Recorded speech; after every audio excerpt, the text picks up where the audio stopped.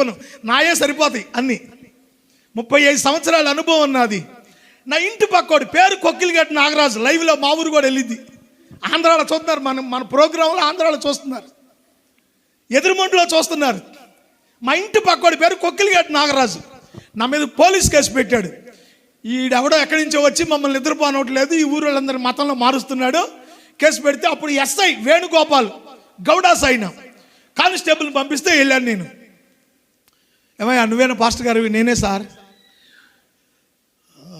నువ్వేంటి ఊరంతా మతంలో మారుస్తున్నావంట? నేను సేవకుడినండి, వాక్యం చెప్తాను. లేదా జనం నిద్రపోనివ్వట్లేదంట. అట్లే ఉండదండి, నేను కోటం 9 ఆపేస్తానండి. మరి కంప్లైంట్ ఎందుకు ఇచ్చారా నీ మీద? ఎవరండి? ఎవడైతే నీకెందుకు, నేను లోపలేస్తా అది ఇది అన్నాడు.